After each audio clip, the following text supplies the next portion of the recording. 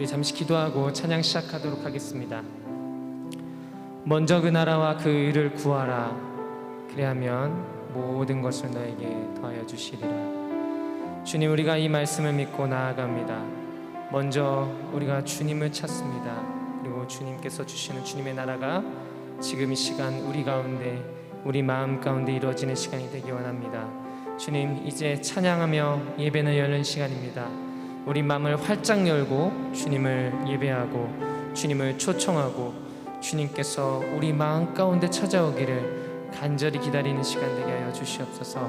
주님, 이 시간 주님께 맡겨드리며 사랑 많으신 예수님의 이름을 기도드렸습니다. 아멘. 우리 먼저 그 나라와 의를 구하라 찬양하시겠습니다.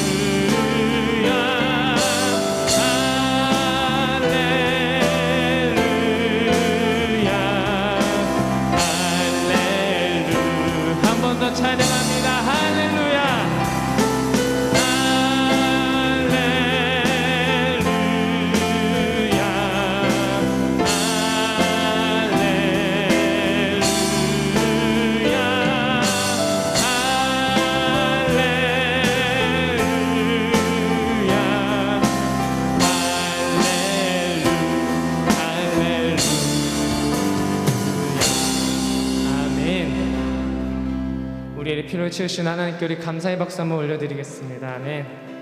주 하나님 독생자에서 찬양하겠습니다.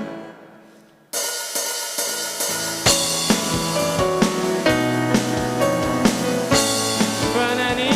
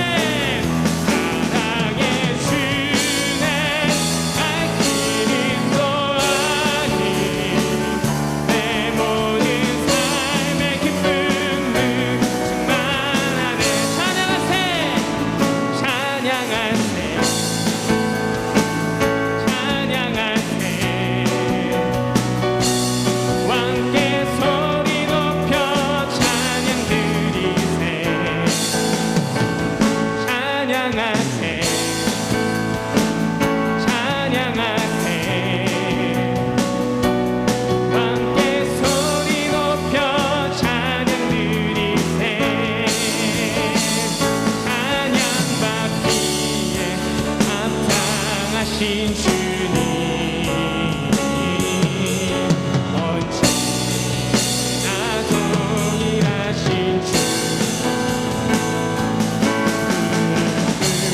부르고서 주 이름 외치세 예수 나의 왕 예수 나의 왕 예수 나의 왕 아멘. 한 번 더 찬양하세 찬양하세 찬양하세 왕께 소리 높여 찬양 드리세 찬양하세 찬양하세 왕께 소리 높여 찬양 드리세 찬양받기에 찬양받기에 합당하신 주님 언제나 동일하신 아멘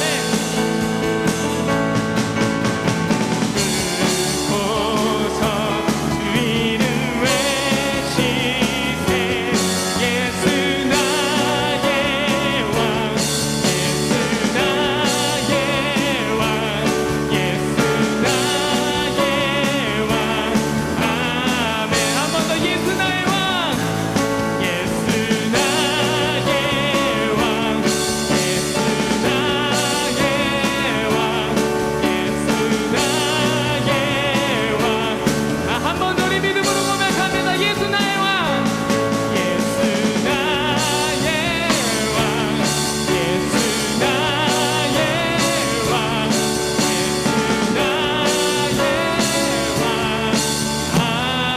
아멘. 우리 왕 되신 예수님께 영광의 박수 올려드리겠습니다.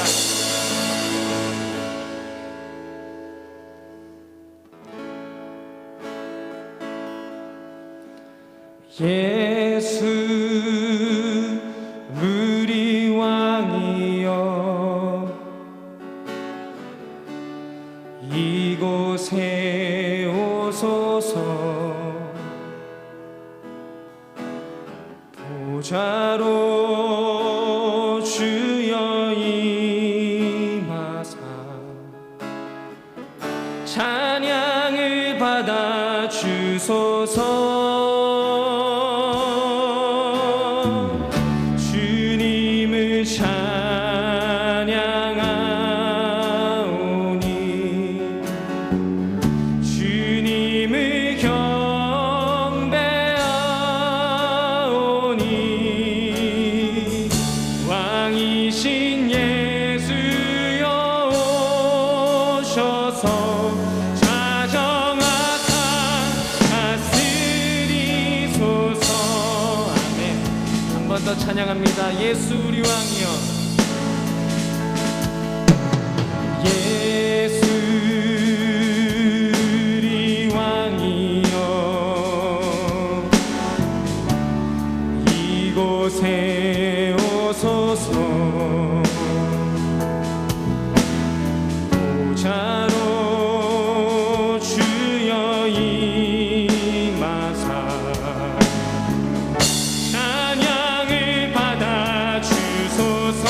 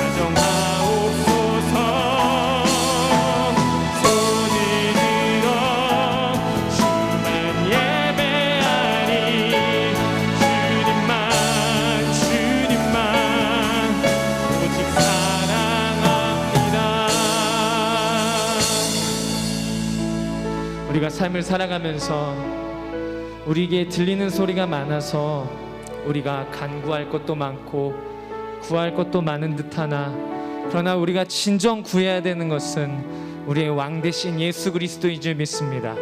오늘 시간 왕의 왕 주의 주, 이 시간 내 마음 가운데 자정하여 주시옵소서. 이 시간 내가 다른 것이 아니라 손을 들어 예수님만 찬양하기 원합니다. 주님만 사랑합니다라는 고백이 내 안에 있게 하여 주시옵소서. 오늘 이러한 기도 제목 가지고 간절히 기도하며 나아가도록 하겠습니다. 기도하시겠습니다. 내 안에 주님만 가득하게 하여 주시옵소서. 다른 것이 아니라, 다른 간구함이 아니라, 다른 내 기들이 아니라, 내 마음에 있는 우울이나 분노의 마음이 아니라 예수의 말씀에 우리가 기도를 하여 주시옵소서. 이 시간 우리가 손을 들어 주님만 사랑한다는 고백이, 주님만 사랑합니다라는 고백이 우리 마음 가운데 있게 하여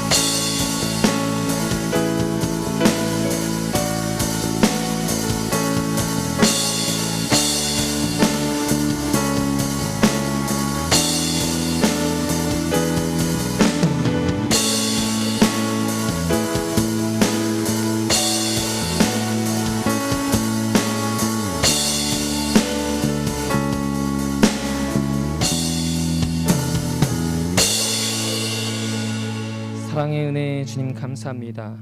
주님, 우리의 마음은 연약하고 아직도 죄된 것들이 많아서 세상 것에, 또 죄가 주는 내 마음의 소리에 귀 기울이며 살아갑니다.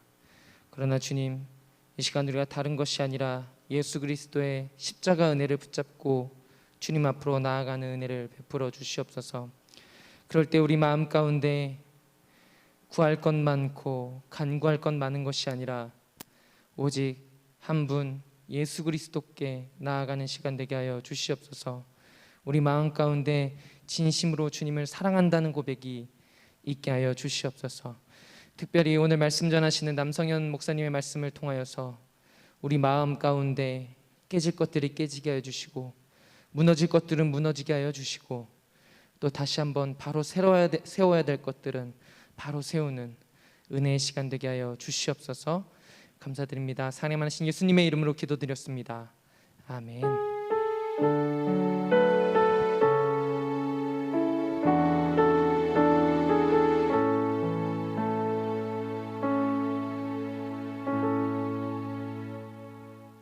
오늘 우리 함께 보실 하나님의 말씀은 예레미야 33장 1절부터 9절의 말씀입니다.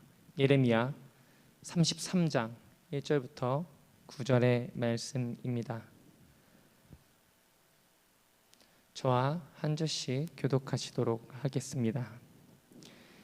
예레미야가 아직 시대 뜰에 갇혀 있을 때 여호와의 말씀이 그에게 두 번째로 임하니라. 이르시되,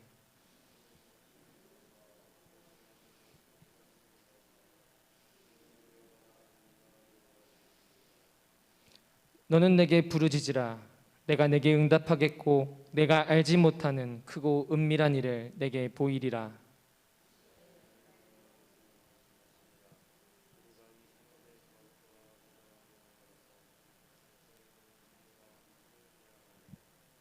싸우려 하였으나 내가 나의 노려움과 분노함으로 그들을 죽이고 그들의 시체로 이 성을 채우게 하였나니, 이는 그들의 모든 악행으로 말미암아 나의 얼굴을 가리어 이 성을 돌아보지 아니하였음이니라.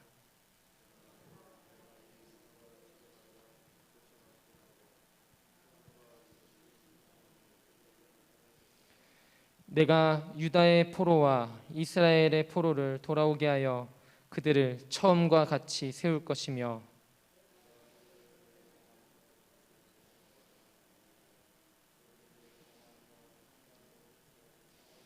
다 같이 읽겠습니다. 이 성읍이 세계 열방 앞에서 나의 기쁜 이름이 될 것이며 찬송과 영광이 될 것이요, 그들은 내가 이 백성에게 베푼 모든 복을 들을 것이요, 내가 이 성읍에 베푼 모든 복과 모든 평안으로 말미암아 두려워하며 떨리라. 아멘. 이 시간 남성현 목사님께서 나오셔서 잠깐의 징계라는 제목으로 말씀 전해 주실 때 많은 은혜 받으시는 성도님 되길 바랍니다.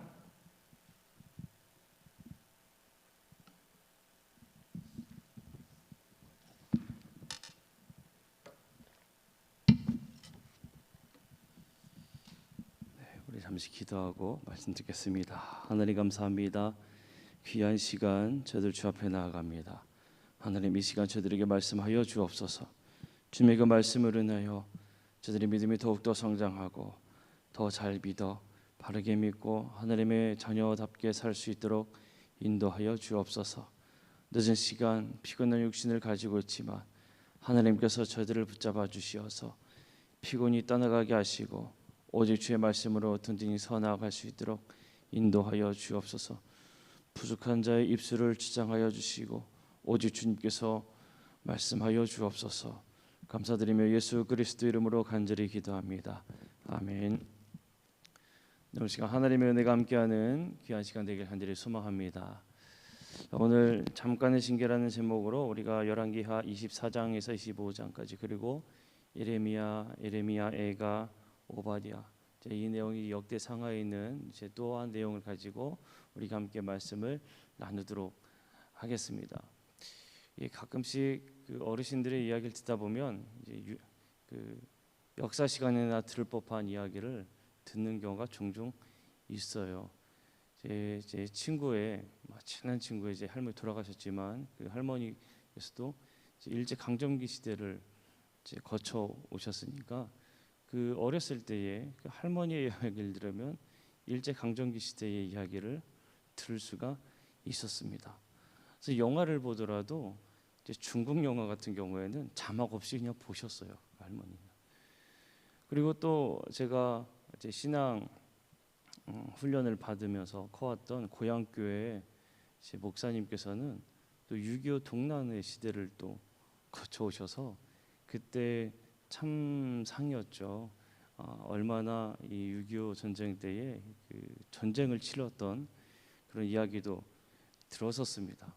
지금도 우리 교회에도 이제 계실 거예요. 이제 강점기 시대 그리고 6.25 그리고 또 뭐 휴전됐고 또 민주화 운동이 일어나고 이런 역사적인 순간에 있던 분들이 있었습니다. 계십니다. 이 예레미야 같은 경우에는 참 이 복잡한 이 역사의 순간에 있었던 선지자예요. 요시야 왕 때부터 이제 남유다의 마지막 왕 시드기야 때까지 온몸으로 이 사역했던 예레미야가 바로 이러한 복잡한 역사 관계에서 사역했던 선지자입니다. 바벨론 군사들에서 예루살렘이 완전히 초토화된 후에 그 슬픔의 장면을 보며 또 예레미야는 슬픔의 노래도 불러 애가를 지어 부르게 되었죠. 자, 오늘 예레미야 이야기를 보면서 우리가 먼저 특별히 예레미야 선지자의 집중적인 이 사역을 우리가 함께 볼 텐데 먼저 시대적인 배경을 잠깐 좀 나누도록 하겠습니다. 이 시대적으로는 이 남한국 유다가 멸망해 가는 이 시기에 이 아수르가 먼저 멸망하게 돼요. 아수르는 어떤 나라인지 아시죠? 네, 북이스라엘을 멸망시킨 나라가 아수르입니다. 아주 강대한 나라였어요. 이 아수르를 초강대국으로 만든 주역이 디글랏 발레셀이라의 손자 사느립이었는데, 근데 이 사느립이 그 아들에 의해서 암살당하게 됩니다. 그 왕권이 다시 바뀌고 사느립의 아들 에셀핫돈이 등장하면서 이 아수르가 더 많은 영토를 확대해 나가게 돼요. 그러다 보니까 이 아수르라는 나라가 이제 더 이렇게 부흥하게 된 중흥의 기회를 잡은 듯했지만 사실상 아수르의 왕실이 계속 분열을 일으킵니다. 그러다 보니까 이 아수르는 왕실의 분열로 인해서 위기적인 상황에 빠지게 돼요. 자, 이때에 바로 이 동방의 나라 바벨론이 등장하게 되는 거예요. 아수르가 계속 복잡한 그런 가운데 있을 때 바벨론이 이제 탁 등장하면서 바벨론이 북진을 계속해 나갑니다. 그러면서 니느웨를 함락시키죠. 니느웨는 아수르의 수도잖아요. 이게 니느웨를 함락시키고 아수르의 영토 중에 많은 땅을 이제 점령하게 됩니다. 결국에 이제 BC 609년경에 마지막 보루였던 하란이 점령당하면서 아수르 제국은 이제 종말을 하게 됩니다. 자, 이 아수르가 종말하게 되는 이때에 남유다는 이 히스기야의 아들 므낫세가 통치하고 있었습니다. 히스기야는 상당히 하나님의 말씀에 바로 서려고 열심히 정말 노력해서 우상들의 산당을 다 허물고 오직 하나님의 말씀으로 서려고 노력했었는데 이 아들 므낫세가 통치하면서 다 무너집니다. 므낫세는 악을 행하고 악한 정치를 일삼았어요. 히스기야 아버지죠. 아버지 히스기야가 다 걸었던 우상 산당들을 다시 짓고요. 이방 종교에서 행했던 아주 악한 희생, 그 인간 재물을 희생하는 이 종교 의식을 이 므낫세는 또 하게 돼요. 하나님이 정말 원하지 않는 그 길을 므낫세가 합니다. 하지만 이 또 므낫세가 죽고 나서 그 아들 요시야 왕이 등장하면서 요시야가 왕으로 즉위하면서 이 히스기야 왕이 걸었던 그 길을 다시 걸어가게 돼요. 다시 예루살렘 성경에서 율법서를 발견하게 되고 그것을 근거로 해서 아주 대대적인 종교 개혁을 이루게 됩니다. 그런데 이런 시기, 남유다 이런 시기가 있을 때에 바벨론에 의해서 이 아수르가 계속 멸망해 가고 있었잖아요. 그러니까 멸망의 이 수세에 물린 아수르가 애굽이라는 나라에 지원을 좀 받고자 요청을 해요. 그러니까 애굽의 지원을 요청하게 되니까 애굽의 왕이었던 느고 왕이 군대를 이끌고 올라갑니다. 아수르를 도우러 북진을 하게 돼요. 근데 이 무깃도에서 누구랑 싸우는가 하면 이 요시야가 이걸 저지하려고 무깃도에서 전쟁을 해요. 왜 갔는지 모르겠어요. 저지하려 갔겠죠. 무깃도에서 전쟁을 치르면서 요시야가 아수르를 도우러 가는 애굽 왕과 싸우다가 여기서 전사하게 됩니다. 요시야 왕이 잘 정치를 이끌던 요시야 왕이 죽게 되면서 이 남왕국 남유다는 이제 또 아주 걷잡을 수 없는 혼란으로 막 추락하게 되는 거예요. 이제 요시야 왕이 주전 BC 609년에 무깃도에서 애국 군대와 싸우다가 전사한 후에 그의 아들인 여호아하스라는 사람이 이제 왕이 됩니다. 그런데 3개월 만에 애굽 왕 느고에 의해서 이 여호아하스는 죽어요. 자, 애굽 왕이 이 여호아하스를 죽였으니까 누가 세웠는가 하면 애굽의 왕 느고가 여호아하스의 형인 여호야김을 왕으로 세웁니다. 애굽의 왕이 이 남유다의 왕을 세우게 됐으니까 남왕국 이 남유다는 애굽의 속국처럼 된 거예요. 애굽의 왕이 남유다의 왕을 세웠으니까 이 세움을 받은 여호야김은 애굽에 이제 조공을 막 바치게 돼요. 조공을 바치게 되는데 너무 힘들게 백성들을 아주 힘들게 혹사시킵니다. 무거운 세금을 걷어들이게 돼요. 그걸 감당해 내려고.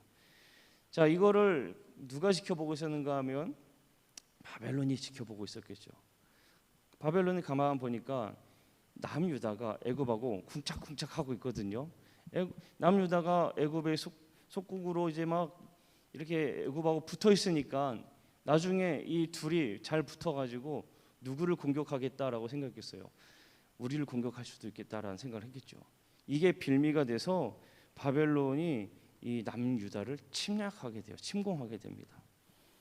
이렇게 침공하게 되는 이 시기에 이제 예레미야가 하나님의 부르심을 받고 하나님의 심판을 남유다 백성들을 향해서 선포하게 되는 거예요. 자, 여호야김이 왕으로 있을 때에 바벨론의 공격으로 인해서 바벨론으로 1차 포로 발생이 돼요.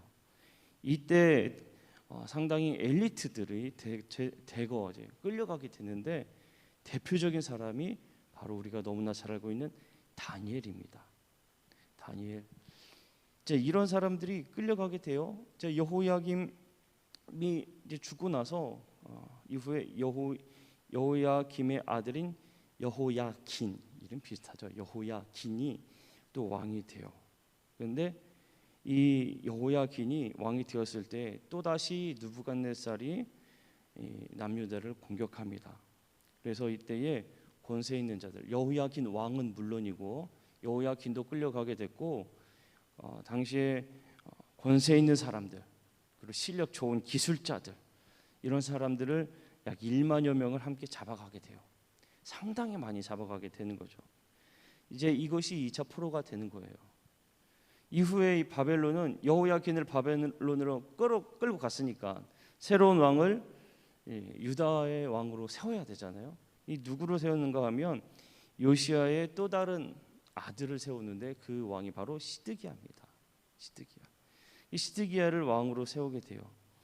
이 시드기야는 바벨론에서 세웠잖아요. 근데 시드기야가 가깝게 지낸 사람들은 어떤 사람들이었는가 하면 친애굽파였어요. 바벨론하고 가까이 하는 것을 반대했던, 그리고 오히려 우리는 애굽과 가까이 해야 한다고 그렇게 주장한 사람들, 그 사람들하고 그 사람들과 가까이 합니다. 결국에는 바벨론을 배신하게 되는 거죠.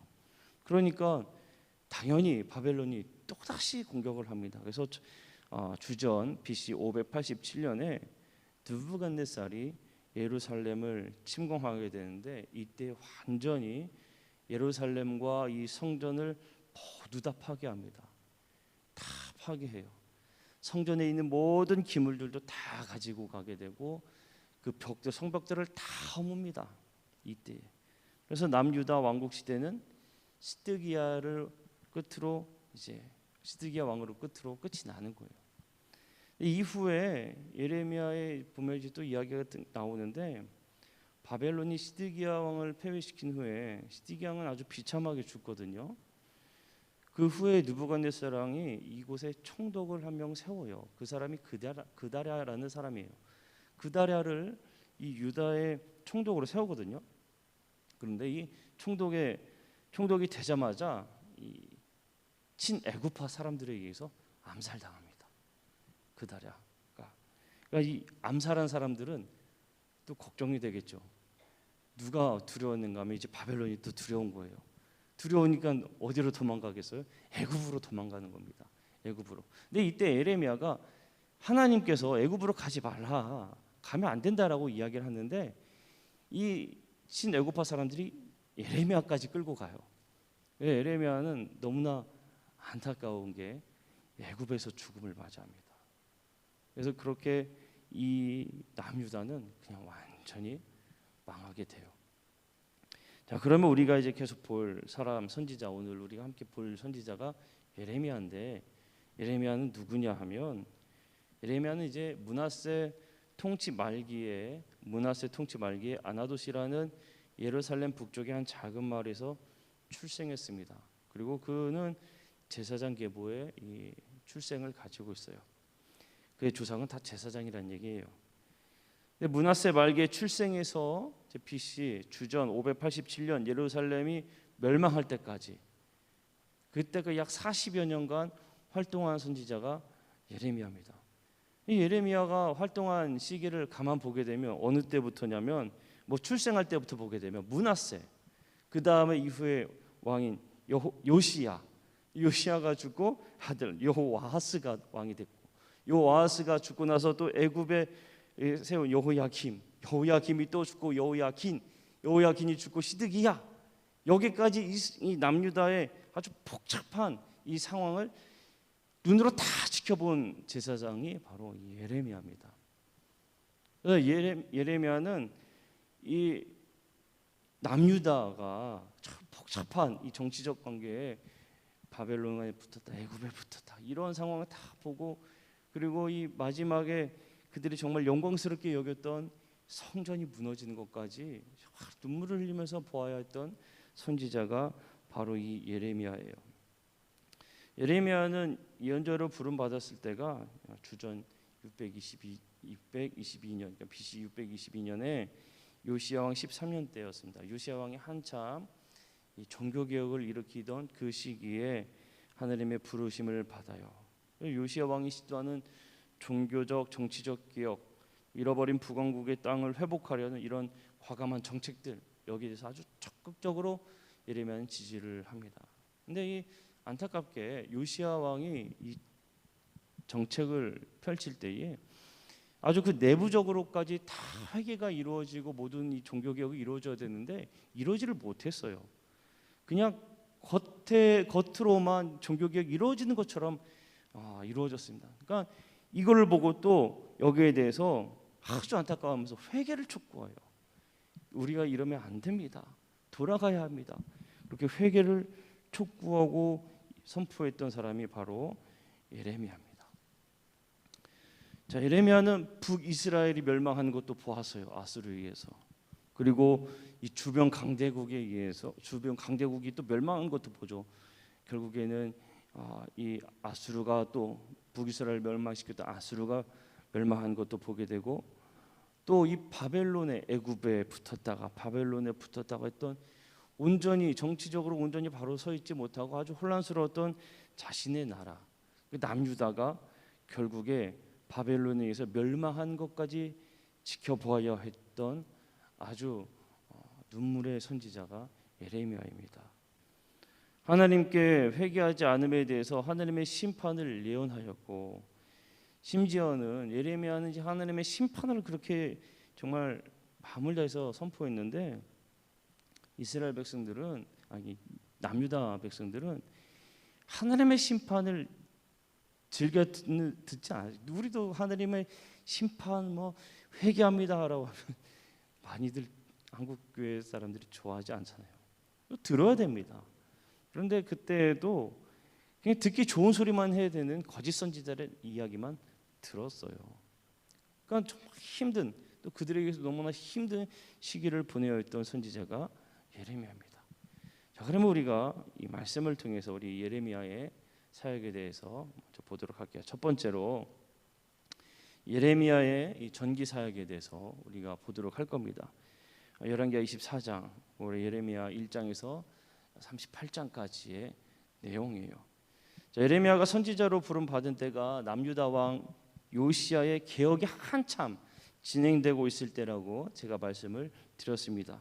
근데 이 요시야 왕이 죽고 난 다음에 유다는 다시 요시야 왕이 므낫세가 한참 우상을 섬기던 거를 요시야가 다 기억을 일으켰는데, 그냥 아까 말씀드렸죠. 겉모습만 그렇게 막 이렇게 해 나가는 것 같았다고, 속까지 이루어지지 않았다고. 그러니까 요시야 왕이 죽자마자 유다는 그냥 바로 우상을 숭배하는 죄악의 길로 그대로 돌아가게 돼요. 그대로. 이때 예레미야가 하나님의 심판을 선포합니다. 우리가 하나님 앞에 범죄하였다, 우리가 회개하지 않으면 안 된다라고 하나님의 심판을 선포해요. 하나님께서 심판하실 것이다. 하나님께서 이스라엘을 심판하는데 남유다가 심판을 받을 때에 바벨론을 사용하시게 될 것이다라는 것을 예레미야는 듣게 되었고 알게 되었습니다. 그러니까 예레미야는 뭐라고 외쳤는가 하면, 하나님의 우리가 심판을 받을 것이니까 그 남유다의 운명을 직시하고 바벨론에 항복하자. 바벨론에 항복해야 된다. 우리는 심판을 받을 수밖에 없다. 우리는 바벨론에 항복해야 된다. 그렇게 외쳤어요. 그렇게 외쳤습니다. 이 예레미야가 하나님 나라의 붕괴와 이 관계된 이런 메시지를 들었을 때의 마음이 어땠을까요? 안 좋았겠죠. 내가 사랑하는 조국이 멸망할 거라는데 그 심판을 들었는데 어떻게 좋을 수가 있겠어요? 안 좋았죠. 다른 예언자와 달리 괜히 아주 참담한 느낌을 그대로 아주 잘 표현하고 있습니다. 우리가 하나 말씀을 보게 되면 예레미야 4장 10절 말씀에, 예레미야 4장 10절 말씀, 우리 한번 같이 읽어볼게요. 자, 시작. 내가 이르되 슬프도소이다.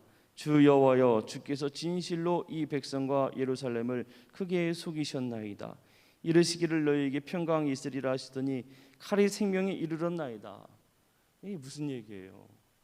내가 너무 슬픕니다. 하나님은 이 백성을 속이셨습니다.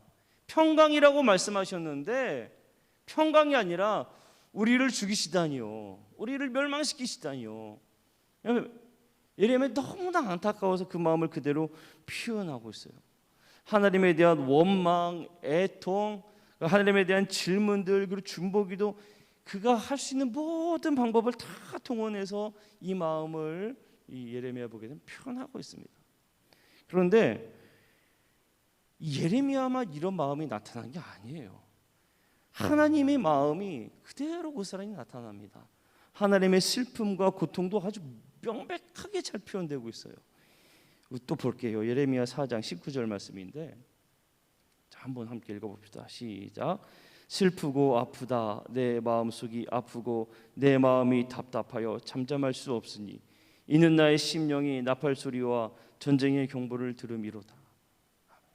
슬프고 아프다. 내 마음속이 아프고 내 마음이 답답해서 잠잠할 수 없다. 하나님의 마음이야. 하나님의 마음. 얼마나 마음 아프신지 모른다는 거예요.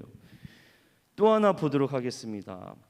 예레미야 8장 21절 말씀인데, 이 말씀은 세 번역으로 좀 보도록 할게요. 함께 읽어볼까요? 시작. 나의 백성, 나의 딸이 채찍을 맞아 상하였기 때문에 내 마음도 상처를 입는구나. 슬픔과 공포가 나를 사로잡는구나. 이 하나님의 마음입니다.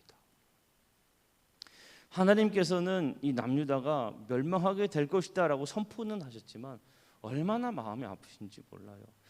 하나님 사랑하는 백성 아닙니까? 근데 그 백성이 결국에 심판을 받을 때에 그 마음이 좋을 리가 없죠. 그럼 부모가 자녀들을 혼낼 때에, 아주 따끔하게 혼낼 때에 아주 그냥 기분 좋게 혼냅니까? 아니잖아요. 그 마음이 아주 답답하고 그냥 쓰리잖아요. 이 하나님의 마음도 똑같은 거예요. 얼마나 하나님도 마음이 아프신지 모른다는 겁니다. 예레미야가 외치는 것은 항복하자, 바벨론은 항복하자, 이게 다가 아니었어요. 사실 예레미야가 외친 거는 바벨론으로 옮겨가서 거기서 시간을 보내면서 다시 시작할 기회를 우리가 준비하자. 우리가 그냥 항복하는 게 끝나는 게 아니라 우리가 그곳에 가서 다시 회복할 시기를 기다리자. 하나님께서 회복시켜 주신다고 그랬다. 준비하자. 이게 예레미야의 선포였어요. 그런데 당시에 지도층들이나 백성은 예레미야의 이 예언에 귀를 기울이지 않았습니다. 귀를 기울이지 않았어요. 좋을 리가 없죠. 우리를 멸망시키고자 하는 그 바벨론을 항복하자고 하다니 이럴 수가 없는 거잖아요. 예를 들면 그런 거잖아요. 일본이 우리나라를 침략할 테니까 우리 일본에 항복하자. 이런 똑같은 거예요. 근데 예레미야는 끝까지 하나님의 심판을 선포했습니다. 끝까지. 여러분, 예레미야 심정이 어떠했을지 여러분 상상해 가십니까? 하나님의 심판을 선포해야 하죠. 자신이 조국이 멸망하게 될 걸 알잖아요. 그러니까 그 하나님의 심판을 그 가운데 선포해야 돼. 근데 그것뿐만이 아니라 하나님의 마음도 예레미야는 알고 있어요. 얼마나 마음이 아프겠습니까? 예레미야가 얼마나 그리고 답답했겠어요. 이런 가운데에 거짓 선지자가 그렇게 입에 발린 이야기들을 막 했어요.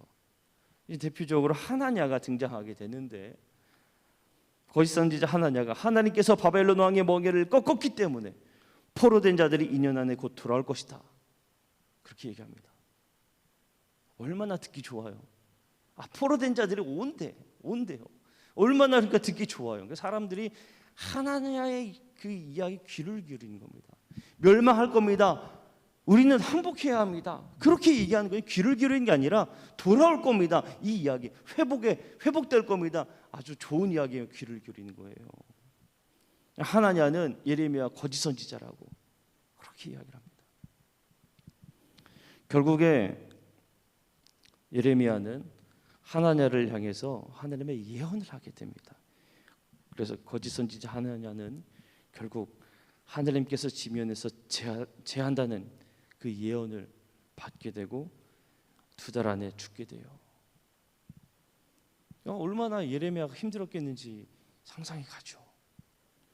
그러다 어느 날 이제 그 바벨론 왕이 느부갓네살이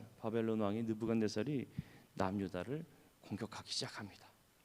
이 시드기야 왕이 아직 있을 때예요. 시드기야 왕이 이제 예레미야를 급히 불러요. 연락을 해요. 기도 요청을 합니다. 그리고 예레미야에게 우리가 어떻게 구원받을 수 있겠느냐 얘기를 해요. 근데 예레미야는 어김없어요. 유다가 하나님의 심판을 인정하고 받아들이는 것만이 유일한 구원의 길입니다. 그러니 항복해야 합니다. 이 예레미야는 어김없이 바벨론에 항복해야 된다고 강력하게 얘기를 합니다. 근데 아까 시드기야가 주변에 어떤 사람들과 같이 있었는지 말씀드렸잖아요. 친애굽파, 애굽파에 있는 사람들이 그러지 말고 애굽의 도움을 요청하자고 이야기를 해요. 애굽의 도움을 요청하자. 근데 하지만 예레미야는 아닙니다. 예레미야는 결국에 애굽도 하나님의 심판을 받게 됩니다. 우리는 바벨론에 항복해야 합니다라고 끝까지 얘기합니다. 사람들은 예레미야 말을 듣지 않고 오히려 예레미야를 붙잡아서 막 때립니다. 예레미야가 죽음의 위기에 있어도 예레미야는 그냥 시종일관 바벨론에 복종해야 합니다. 우리는 항복해야 합니다. 그렇게 이야기를 해요. 그러니까 사람들이 예레미야의 이 예언이 하나도 좋을 게 안 되니까 죽이자고 하면서 이 시위대들의 구덩이를 파가지고 그곳에 예레미야를 던져놔요. 근데 환관 에베멜렉이 왕께 호소를 해요. 환관 에베멜렉이. 그래서 예레미야를 구덩이에서 잠시 꺼내서 시드기야가 마지막으로 예레미야에게 다시 여호와에 대해서 묻습니다. 이쯤 되면 좋은 말 할 법하잖아요. 예레미야는 어김없어요. 하나님의 그 심판의 말씀을 그대로 이야기하는 겁니다. 바벨론에 항복해야 우리가 삽니다. 하나님께서는 우리에게 심판하실 겁니다. 예레미야는 그대로 갇히죠. 끝까지 예레미야의 말을 듣지 않고 친애굽파의 사람들을 들었더니 시드기야는 결국에는 자신들의 아들들이 자기가 보는 눈앞에서 죽임을 당하는 걸 보게 됩니다. 그리고 마지막 때에는 자신이 두 눈이 뽑힌 상태로 바벨론의 포로로 끌려가게 돼요. 만약에 예레미야의 이야기를 들었다면 시드기야는 그렇게 비참한 결과가 얻지 않았을 겁니다. 근데 예레미야의 말을 듣지 않았던 시드기야는 결국에 아주 비참한 마지막 때를 맞이합니다. 예레미야는 하나님의 심판을 끝까지 전해야 하는 아픔을, 그리고 우리나라가 멸망하게 될 것이다라는 것에 대한 이 아픔을 가지고 끝까지 호소했어요. 하지만 이 예레미야가 선포한 건 말씀드렸잖아요. 끝이 아니라고. 오늘 제목이 잠깐의 징계였잖아요. 잠깐의 징계. 끝이 아니란 거예요. 그런데 사람들은 그 이야기를 듣지 않았던 겁니다. 끝내 이야기를 듣지 않았어요. 자, 이제 두 번째로 예레미야 후기 사역인데 열왕기하 25장 그리고 예레미야 39장부터 52장의 이야기입니다. 예루살렘이 함락된 후에 예레미야는 이제 석방하게 돼요. 석방됩니다. 바벨론이 함락하고 나서 예레미야는 석방이 돼요. 근데 바벨론은 이 기술자들 그리고 엘리트들, 이 사람들을 데리고 간다고 그랬잖아요. 그리고 보할 때에 예레미야는 아주 훌륭한 사람이에요. 바벨론에서 예레미야에게 우리가 특별 대우를 해주겠으니까 우리와 함께하자, 그런 제안을 합니다. 근데 예레미야는 그 제안을 거절해요. 끝까지 유다 땅에 남아서 백성들과 함께하기를 결심합니다. 그 제안을 거절해요. 자, 이런 일이 있고 난 다음에 바벨론 왕이 이제 느부갓네살 왕이 그다랴를 총독으로 세워요. 앉혀요. 그리고 이 남유다를 다스리게 합니다. 근데 왕의 장관 이스마엘이 친애굽파였는데 이 11명과 함께 미스바에서 총독으로 임명된 그다랴를 쳐서 죽입니다. 그러니까 바벨론주의자들, 친애굽주의자들로 인해서 남유다는 다시 위기에 빠지게 된 거죠. 그리고 이 사건을 일으킨 사람들은 애굽으로 도망가려고 합니다. 그때에 예레미야가 안 됩니다. 하나님께서 이곳에 머물라고 하였습니다라고 강하게 이야기하는데 오히려 이렇게 이야기한 예레미야까지 끌고 애굽으로 도망가게 돼요. 자, 이런 가운데 예레미야는 또 바벨론의 포로로 끌려가서 얼마나 좌절했고 실망했겠습니까? 이들에게 그 좌절의 나날을 보내고 있는 이 동포들에게 편지를 보내요. 고향으로 돌아올 생각하지 말고 그곳에서 뿌리를 내리고 살면서 하나님의 뜻을 발견하라. 하나님의 뜻을 발견하라. 그 하나님께서 회복시켜 주실 것이다. 그렇게 편지를 보냅니다. 다행히 이 편지가 이제 다니엘 같은 사람들이 읽게 되고 그들이 바벨론에서 훈련의 시간을 받고 후에 돌아오게 됩니다. 예레미야는요, 근데 애굽에 가서도 끝까지 하나님의 말씀을 선포합니다. 애굽에 원치 않아서 끌려갔잖아요. 그럼에도 불구하고 거기서도 막 열심히 하늘의 말씀을 선포해요. 이게 예레미야의 이 모습을 보면 하나님의 사역자 어떻게 일생을 살아야 하는가를 보내줍니다. 길을 잃은 양을 찾듯이 끝까지 고난의 땅까지 찾아가서 양들을 돌봅니다.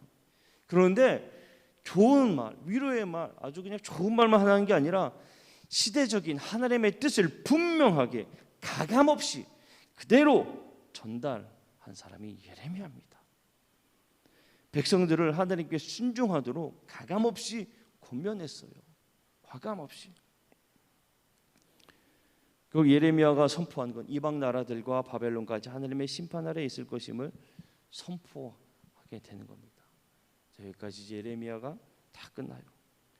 그다음에 이제 예레미야 3번 예레미야의 슬픔의 이제 노래를 우리가 봅니다.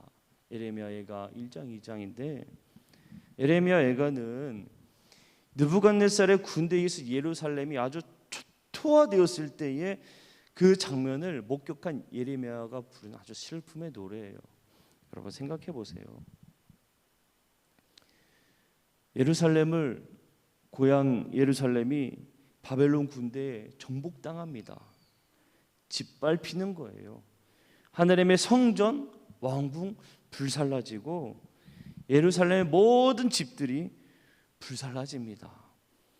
사면에 있던 성벽들 모두 다 헐려져 버립니다. 하나님의 성전에 있던 기구들 다 깨트려지거나 금은 녹그릇들 귀한 것들은 다 바벨론에 의해 바벨론으로 다 가져가게 되는 거예요. 왕, 백성들, 좀 그래도 엘리트라고 하는 사람들, 고위 직분에 있는 사람들 다 끌려가죠.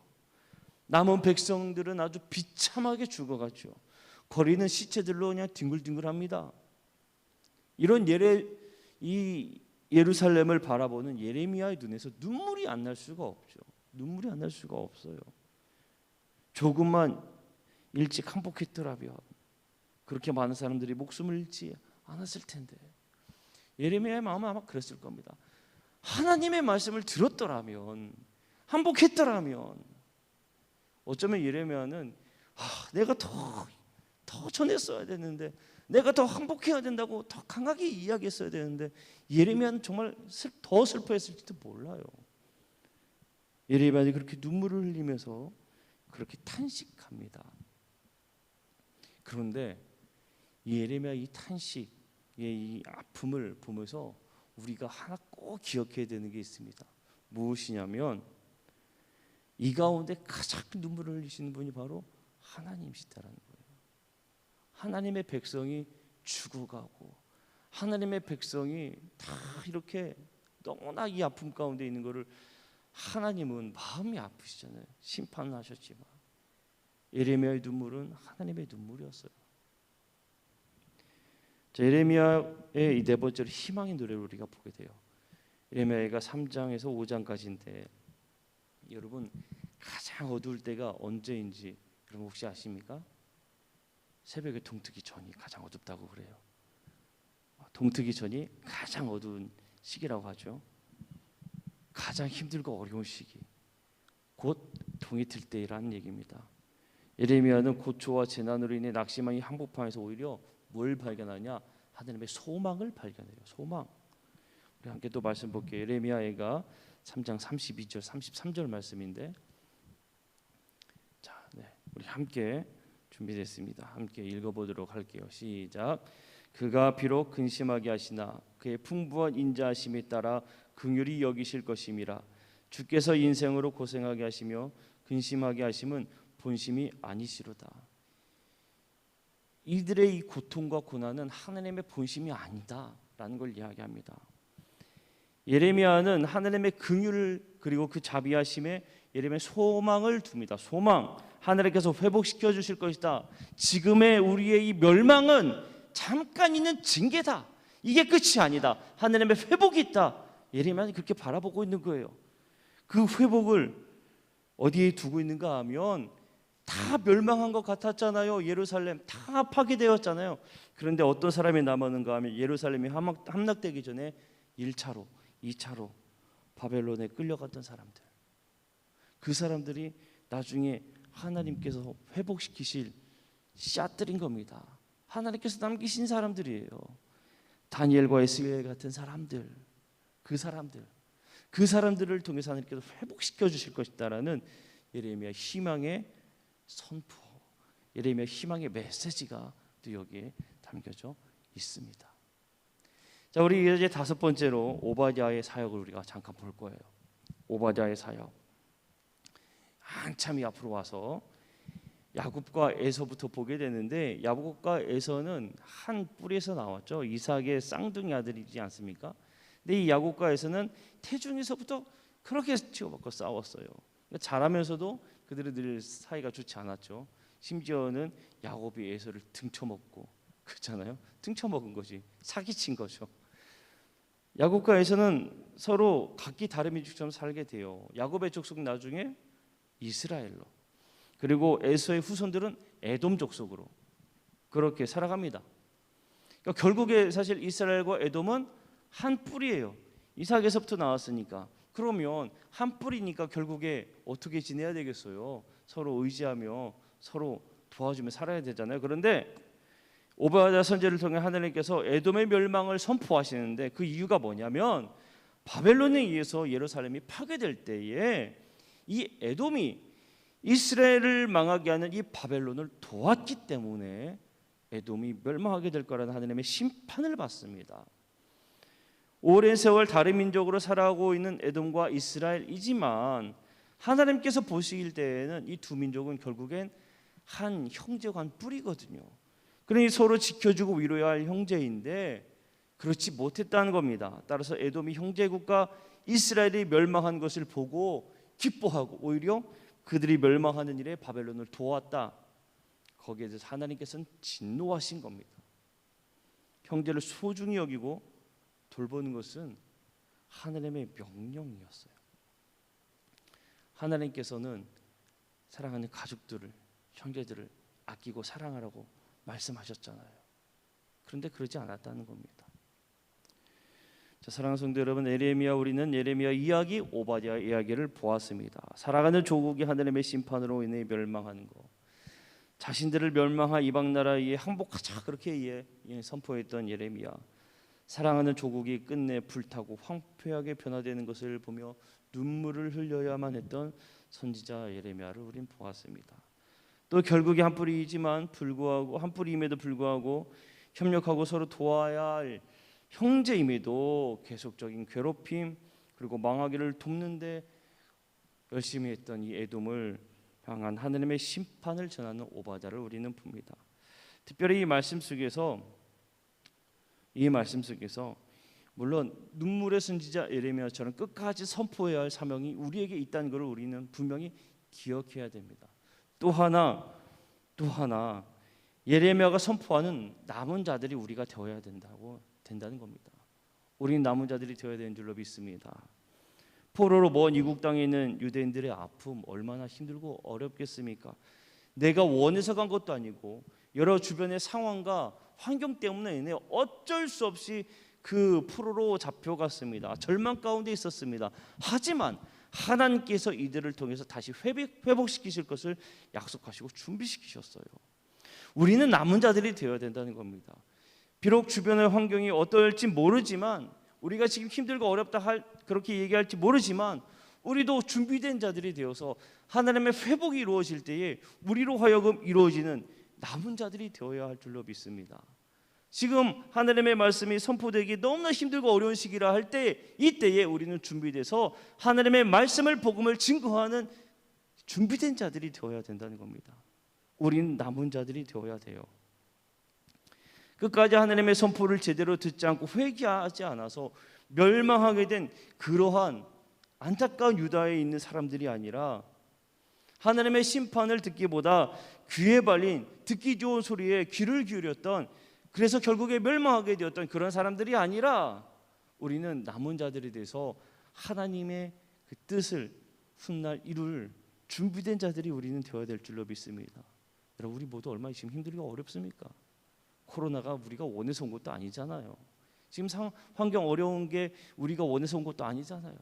그럼에도 불구하고 하나님께서 우리를 준비시키고 또 하나님의 일을 이루시리라 믿습니다.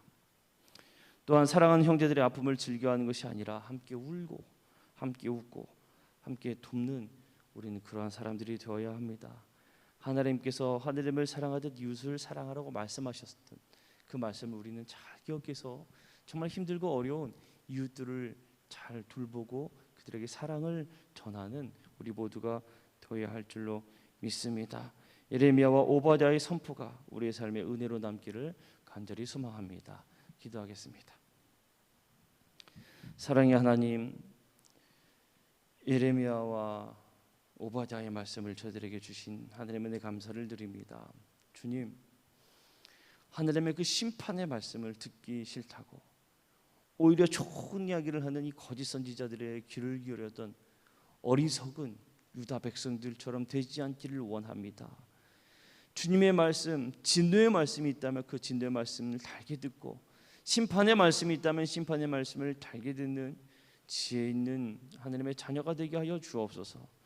또한 힘들고 어려운 순간 원망하고 불평하기보다는 오히려 하나님께서 남은 자들로 준비시킨 하나님의 귀한 백성임을 깨닫고 저희들이 낭만과 좌절이 아니라 하나님께서 회복시키실, 하나님께서 일하실 것을 기대하며 준비하는 준비된 자들이 되게 하여 주옵소서. 저희들만 아는 것이 아니라 주변에 힘들고 어려운 이들이 있으면 그들에게 사랑을 베풀고 더 그들을 관심과 사랑으로 품을 수 있는 주님의 사랑하는 자녀 되게 하여 주옵소서. 감사드리며 우리 구주 예수 그리스도 이름으로 간절히 기도합니다. 아멘. 할렐루야. 귀한 말씀 간직하고 잠깐의 징계, 고난과 어려움과 문제와 우리의 삶에 포로된 삶이 잠깐의 징계이고 그 잠깐의 징계는 또한 하나의 교육과 훈련의 과정이고 또 그러한 것을 통해서 세상의 역사와 제국과 모든 게 제국이 다가 아니라 하나님의 손에 있다고 하는 것. 그래서 우리들이 교육되고 훈련되어지는 신앙의 체험을 가지는 것, 그리고 하나님께서 세우신 그 자리에서 남아 지키고 그 자리를 지키고 버티고 살아가는 신앙생활, 하나님께서 우리에게 주신 근본적인 관계를 바로 세워가면서 정말 하나님의 백성답게 살아가는 그러한 은혜의 역사가 우리 성도들에게 있기를 바랍니다. 하나님의 말씀을 간직하고 하나님의 말씀을 읽으면서 하나님께서 이끄시는 역사, 하나님의 인도하심, 어떻게 우리가 믿음으로 살아야 되는가, 어떻게 우리가 말씀으로 살아야 되는가, 그 말씀 안에 붙들려지는 삶이 되기를 바랍니다. 이 밤에도 말씀 붙잡고 기도할 때에 기도의 깊은 곳으로 우리의 마음을 살피고 인생을 살피고 또 그것을 통해서 하나님께서 우리에게 주신 만남 그거 지나쳐 버리지 아니하고 그것을 세워가서 비전을 가져가는, 그리고 우리의 삶에 하나님께서 이끄시는 변화와 도전을 향해서 발걸음할 수 있는 우리 모든 성도들이 되기를 바랍니다. 이제 6월 달을 지나가고 7월 달이 되면 조금의 변화들이 우리 사회에 있을 것 같은데 예배와 말씀과 기도에 집중하면서 하나님 주신 은혜 안에 새롭게 회복되어지는 그러한 시간들, 우리가 정말 내 뜻과 내 생각 그게 아니라 하나님이 원하시는 게 뭔가 그것을 향해서 말씀을 따라서 주님의 인도하심을 따라서 사는 우리 성도들 되시기를 바랍니다. 기도하겠습니다. 사랑의 주님, 은혜의 주님, 주님 앞에 감사의 예물을 드립니다. 예물을 받으시고 마음의 소원과 간구에 주님 응답하시고 붙드시고 이 밤에도 주님을 향하여 소원하며 주님을 구하는 심령 위에 하나님께서 만나주시고 이끌어주시고 감동하여 주시고 주의 영을 부어 주시옵소서. 우리의 인생의 모든 만남과 발걸음을 통하여서 하나님의 인도하심 속에 주님의 뜻을 알아 믿음으로 승리하는 삶 되게 하여 주시고 하나님께서 원하시는 주님의 뜻을 이루는 사명 감당하는 삶을 살아갈 수 있는 우리 믿음의 사람들이 다 되게 하여 주옵소서. 예수님의 이름으로 기도하옵나이다. 우리 두 손 들고 합심하면서 간절히 기도합니다. 사랑의 주님, 은혜의 주님, 생명의 주님, 이 밤에도 주의 성령님 오셔서 저희를 가르쳐 주시고 깨닫게 하여 주시고 말씀의 깊은 것을 간직하며 하나님의 손에 이끌려지는 역사를 바라보며 주님께서 하신 일들을 기억하며 오늘도 믿음으로 도전할 수 있는, 믿음으로 순종할 수 있는 주님의 사람들이 되게 하여 주옵소서. 여호와는 내게 복을 주시며 너를 지키시기 원하며 여호와는 그 얼굴을 내게 비추사 은혜 베푸시기 원하며 여호와는 그 얼굴을 너를 향하여 드사 평강 주시기를 원하노라. 오직 주님의 말씀으로, 오직 주의 성령의 충만함으로 주님을 만나고 주님의 인도하심 속에 승리하게 하여 주옵소서. 이 밤에도 주님의 손으로 어루만져 주시고 우리들의 심령이 회복되게 하시고 우리들의 건강이 회복되게 하여 주시고 우리들의 믿음이 회복되게 하여 주시고 믿음의 거룩한 삶이 회복되게 하여 주시고 하나님 앞에 서게 하여 주옵소서. 주님 인도하여 주시기를 원합니다. 아바 아버지, 오 주님,